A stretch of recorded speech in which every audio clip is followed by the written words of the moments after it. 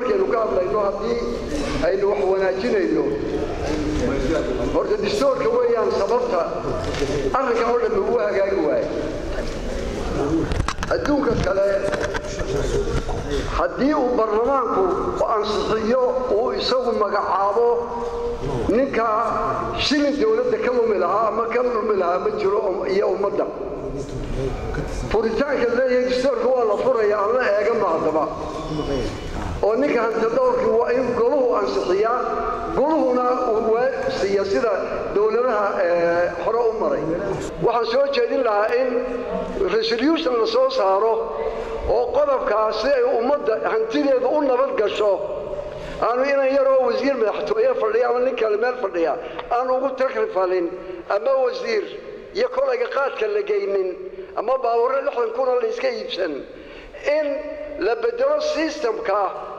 tana ka hadlaysan waxba tari mayso haddaan lagu soo celin sida adduunka in goluhu uu doorto goluhu ansixiyo goluhu eryi karo waxa weeyaan hal baad lagu dhisay ku dadaala inaynu resolution iyo go'aan iyo qodob dastuur bedelina la sameeyo in goluhu ansixiyo golaha laga doorto goluhu eryi karo taas waa iga fikrad talabaad haddii aad doonaysaan inay xisaabxidhku hagaago procedure account oo yaqaaniin marka xisaabxidhka sameeya waa inuu resolution golo ku soo baxa oo laga rabaa qodobada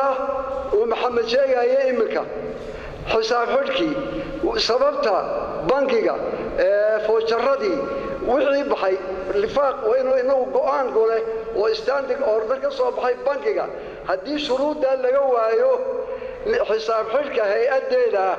هي وزارتها إنه باطل تهاي مسؤوليتنا هي قاضيان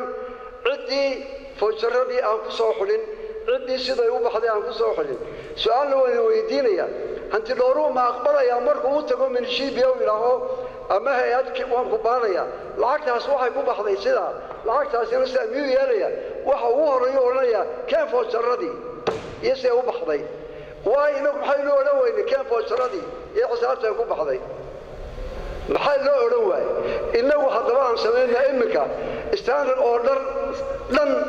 أوردر عين تاني سيء لو يلين قاب كاسا لقاه رباعي كسو حد وحل عليه وحي أما وزارتك أما هيئتك كسو حد هذا قاب كاسا حد ويدو هذا أشياء المتعابين. والسلام عليكم.